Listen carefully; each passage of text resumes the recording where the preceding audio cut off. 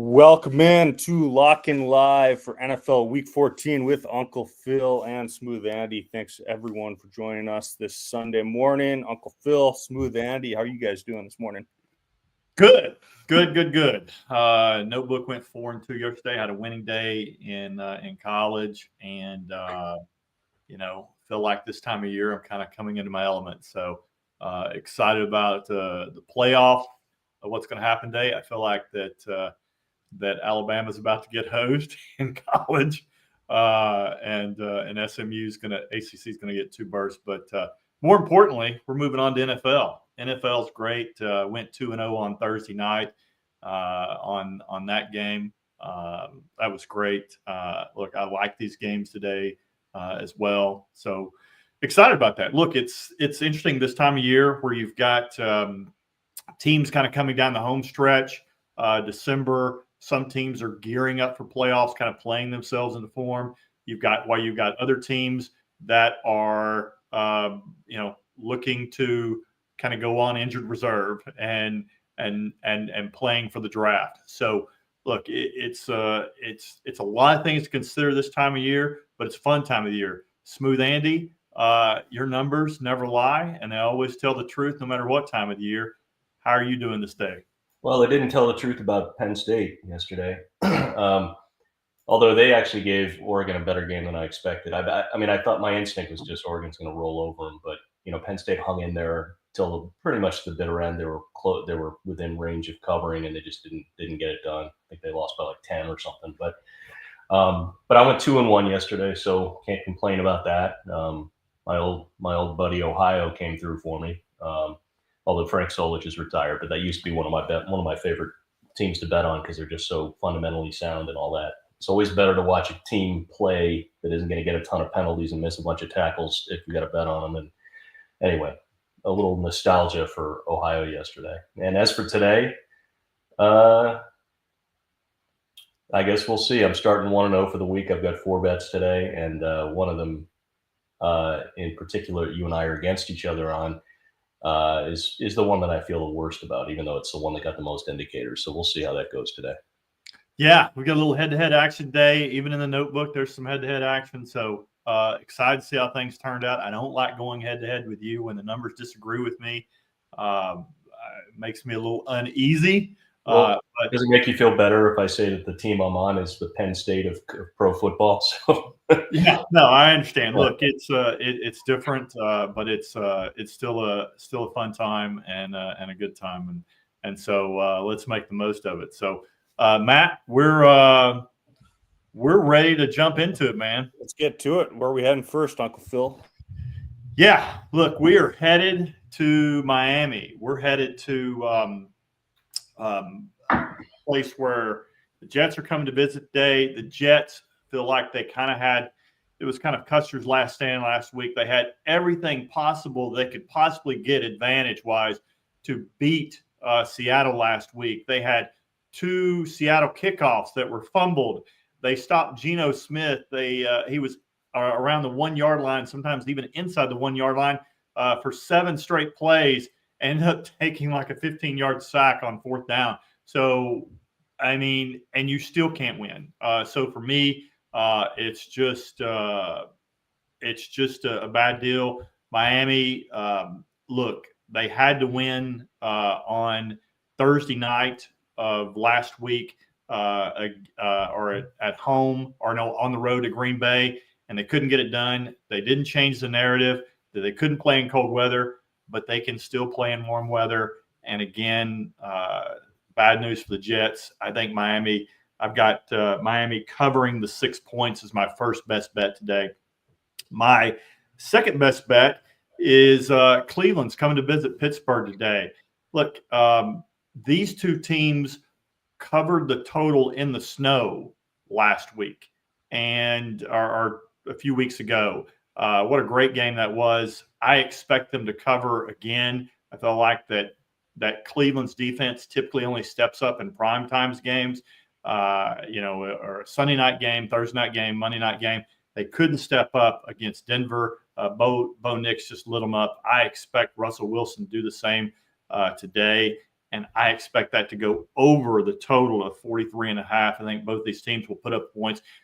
Cleveland cannot run the ball, so they're going to pass. So that's going to lengthen the game as well. Lots of Jameis throws, some of them good, some of them bad. And I'm not sure the Lord's going to deliver him from pick sixes today. So I think that this game goes over the total of 43.5. I think it sails over. Love it. And I just got a Schefter report that Pickens isn't playing. Does that scare you off at all? You're like, hey, still going to go over. Yeah, I still think these teams will play. I don't like that, of course. That's a negative for me, of course. But I still think these teams will get it done. And I think that, I think Jameis will throw at least one pick six. And I think that's probably at least the difference in this total going over. I think it still goes over. Love it. All right, Smooth Andy, where are you heading first today? Well, to piggyback on Uncle Phil there, I'm going to be on the Jets today, +6, and I don't like it very much because I'm not entirely sure if they've let go of the rope yet. They might have, and we'll find out, I guess, today. But this could be Aaron Rodgers' last year. He might come back next year. He sounds like he kind of like to, but it's possible the Jets could maybe just cut him or something. I'm not sure if they have a lot of dead money from that, but I still expect him to not want to go out like in one of these, let's all lay down and lose all the games we can so we can get a good draft pick situations. He's not that kind of guy. So I'm hoping that happens today. I don't feel great about it. Again, just like Penn State yesterday, I got Penn State showed up and I was like, oh no, they never win games against teams ranked higher than them. So, and they didn't cover. But that's my first bet. My second bet, which is that was a 4-indicator bet, by the way. The 3-indicator bet today that I have is Cleveland. I really do like Cleveland with Jameis behind center. I think he's really turned that ship around. I mean, it's probably too late. It's too late for them, but at the same time, they actually have an offense now, which they didn't have before. And I think that kind of lifts all ships with them. When your defense is really good and they're going out there and they're holding the other team to 20 points and your offense can't break 10, then that can really just suck the whole thing out. I think they're playing a lot better lately, and I really do like him. And I'm also happy to have Jameis on my fantasy team as my quarterback because the guy just throws touchdowns and interceptions like nothing, and it just the points he's like a pinball machine, but positive and negative. So looking forward to that game. I really kind of am glad I'm on the Cleveland side of that one. But that said, it's not like Pittsburgh can't cover that spread either. So we'll see how that goes. Definitely. All right, let's get to some questions. We got plenty of them on TikTok and Twitter coming in. First question on the board is Buffalo, LA Rams, over under. Where do you guys stand on that one? Yeah, Smooth Andy, I know you're not really a total guy, so I'll jump in on this one. This one is I look for this one to go under the total. I had this kind of on my big board. I thought it would be. Buffalo typically scores about 11 points less on the road than they do at home. This is a sandwich game for Buffalo as well, coming off a very emotional snow globe game against San Francisco. And certainly they have Detroit on deck next week. So again, the preparation is probably going to be more for Detroit next week as a potential Super Bowl matchup. Again, I know it's a week-to-week league. They prepare for each team, but it'd be hard for me to think that the players aren't a little focused on that for next week. So I would go under the total. I think this one goes under. All righty, let's keep it rolling. Next question on the line is Bless on TikTok. He says, do you like Atlanta +6? Smooth Andy?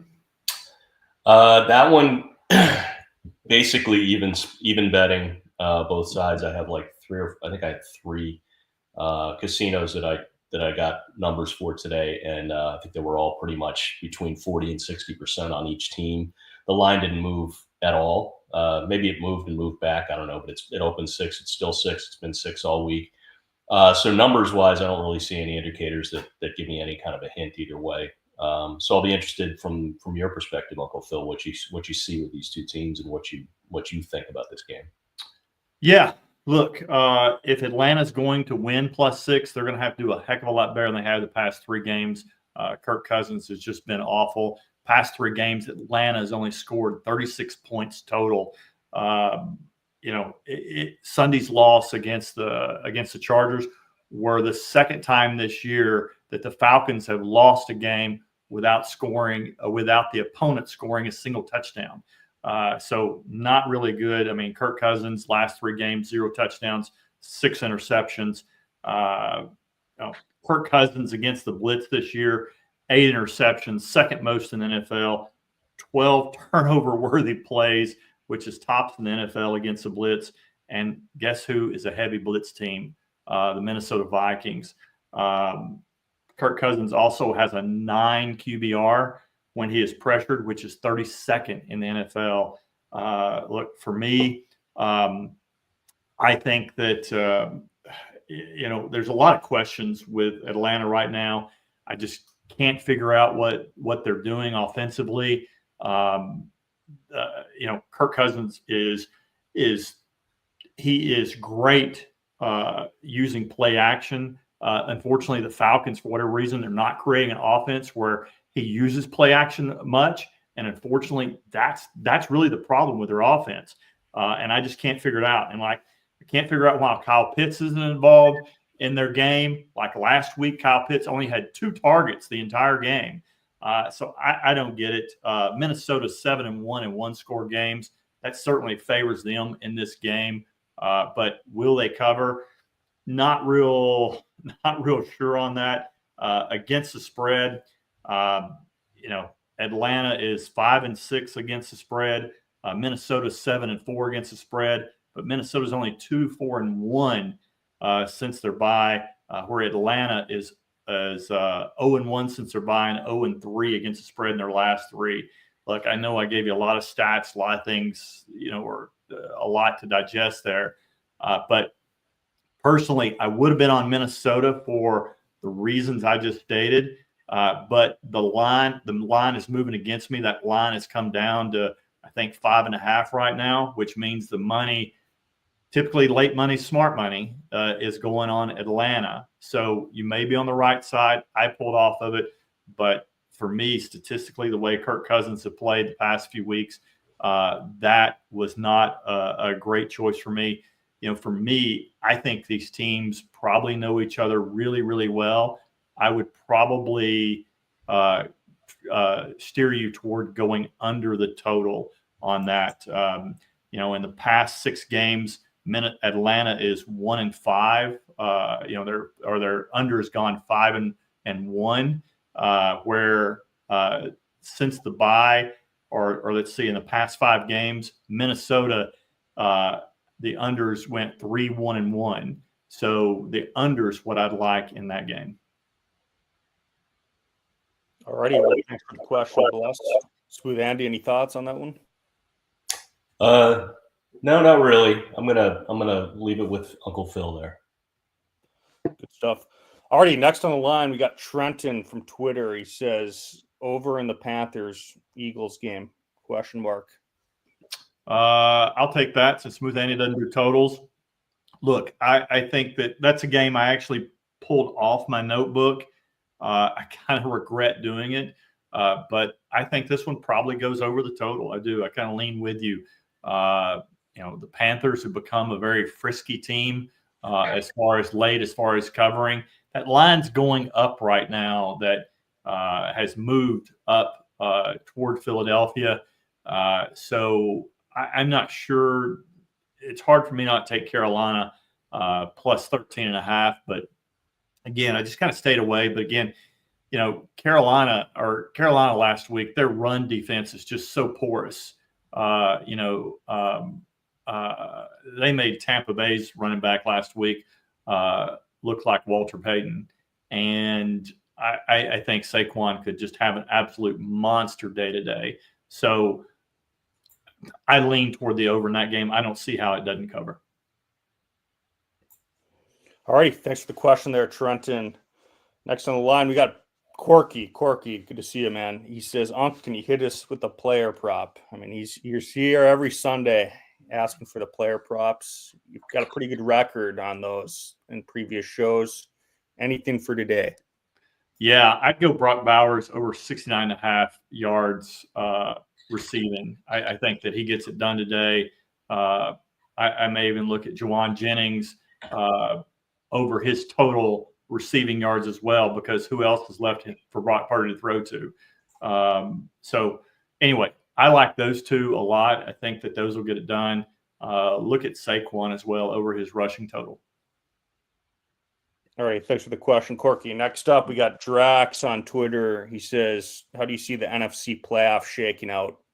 It's not specific to Week 14, but a forward-looking question. Yeah, look, Smooth Andy, how do you see it shaking out? Was it the MVP? No, just the NFC playoff. Oh, sorry. I was multitasking. I mean, obviously, you've got some obvious teams. You got Philly, you got Detroit, you got Minnesota. Those are pretty much slam dunks. And I guess it's gonna be interesting to see. We already talked about this I think it was earlier this week when we did the lines. But there are two. The NFC is the better conference right now, and yet there are two divisions within the NFC that are only going to send one team. That's the NFC South and the NFC West, right? So it's kind of going to be really interesting to watch Minnesota, Detroit, Green Bay, and then Philadelphia and Washington and everybody fighting it out for what's left. Normally, you've got at least a couple teams in a third division that are in the mix, but it doesn't look like that's going to be the case this year. So honestly, I think all the teams you think are good are probably going to make it because there's just that many spots available, because two divisions are only going to send one team each. So give the people what they want, Smooth Andy. They want to know who you think's going to win it. Oh, win it all as opposed to the NFC. The NFC. Okay, I know. I was just thinking about playoff teams. The people want. It's not going to be Minnesota. I just don't. I think they're still 10-2, but they don't look that great right now. I think it's going to be Philly and Detroit, and I'm going to take Detroit. Yeah. I think that's what's going to come down to. Smooth Andy, I'm with you. I think if Detroit can get healthy on defense, I mean, I really think if Detroit was going to get beat, it was going to be Thursday night at home versus Green Bay. I felt like that they were as injured. I think they've got like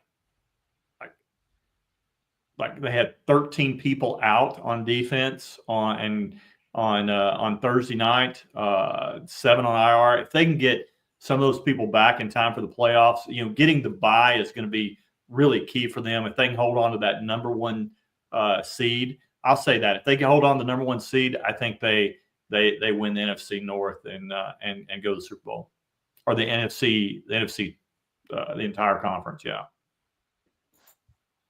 Alrighty, Detroit it is. Next up, we got Andrew from Dallas. He says, given the injuries for San Francisco and post-fire surge for Chicago, who covers Niners Bears? Look, that one's in the notebook today, actually in my bonus pick, so I'm going to leave Smooth Andy to take care of that. I mean, we'll see. I mean, the real question is that Chicago, are they going to get the it really comes down to this. Chicago's been playing a lot better with Thomas Brown now that he's gone to the offensive coordinator position. Can they carry that same momentum with Thomas Brown going to become the interim head coach?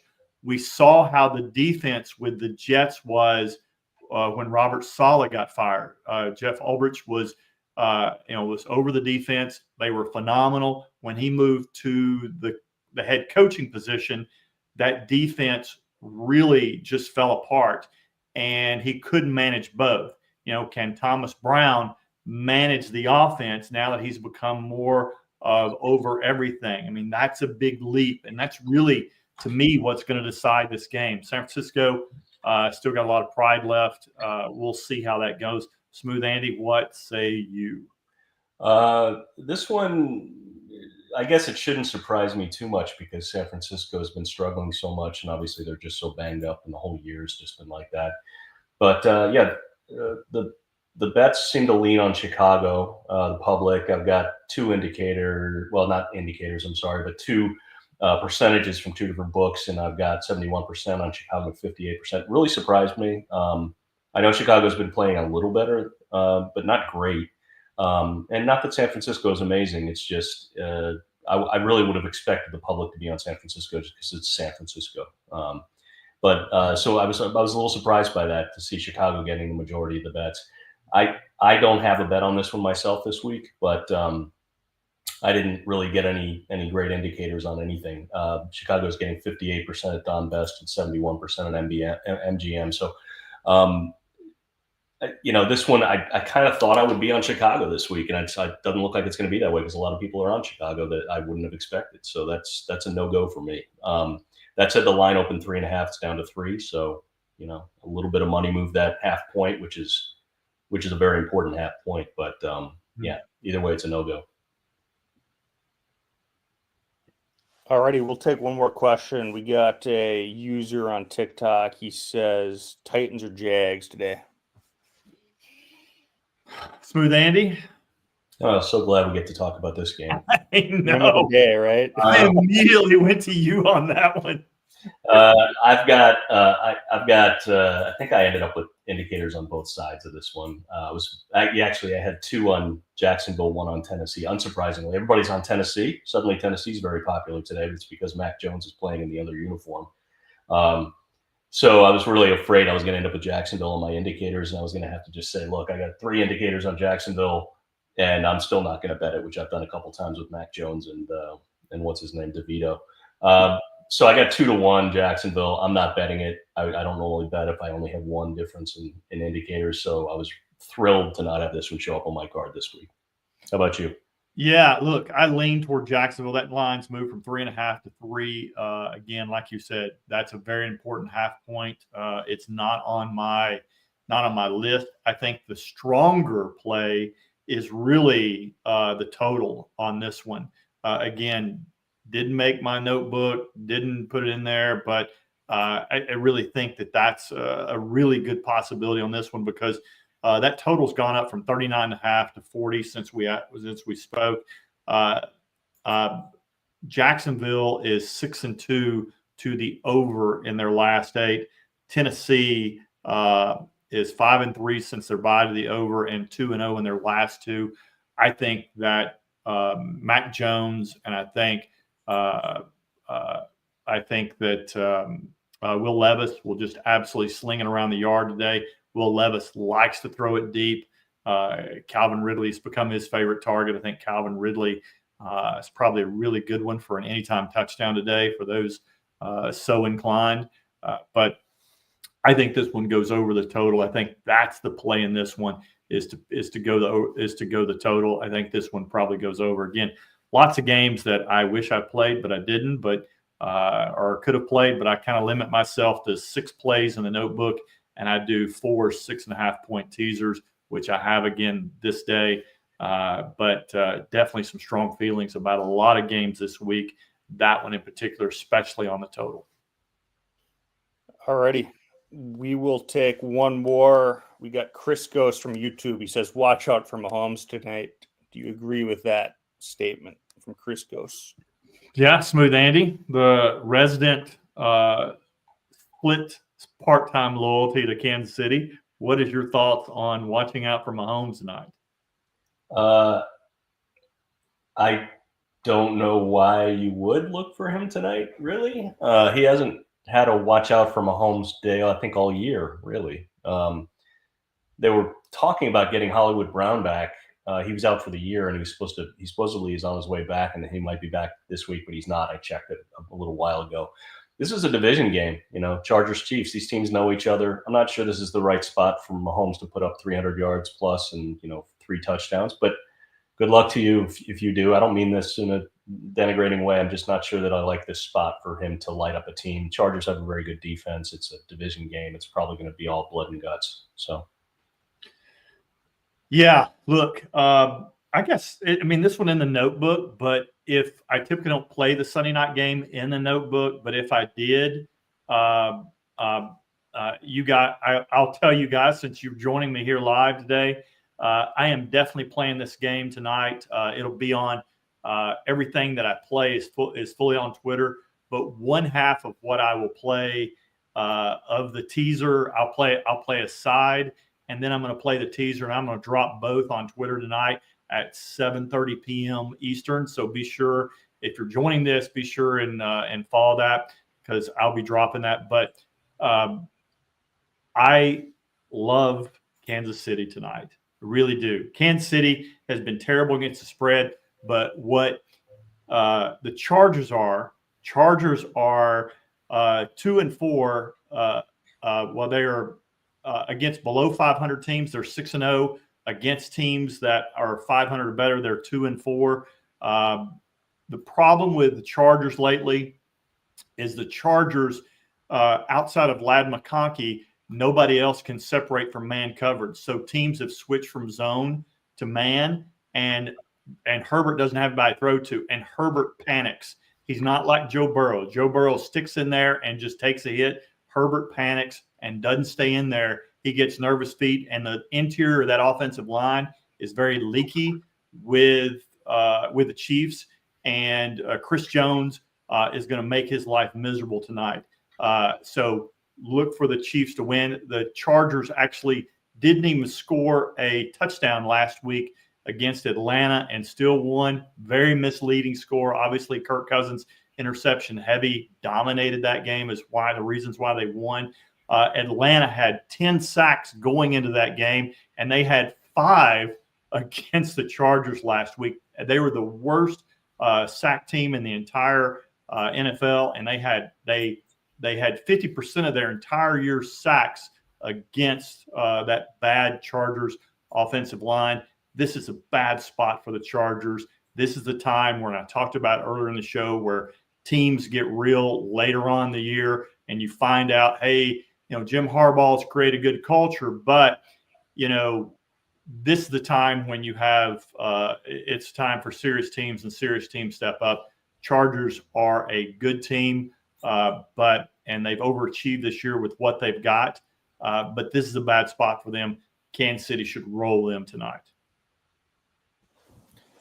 Love it. Well, thanks for the comment, Crisco. Before we wrap up, I know it's not NFL related, but who gets the last spot in the playoff? That's from Apex on YouTube. Alabama or SMU? To me, I think it's going to be SMU. I think Alabama gets screwed today. I think voters remember what they saw last, and they're like, okay, well, SMU didn't get blown out by Clemson, and quite candidly, not just because I'm bitter that I had SMU last night plus 2.5. Figure Clemson always figures out a way to screw me, and they did it again. Either when I'm with them and I'm on their team, Smooth Andy's known it for years. Clemson and Atlanta are the teams that have always just gives me fits.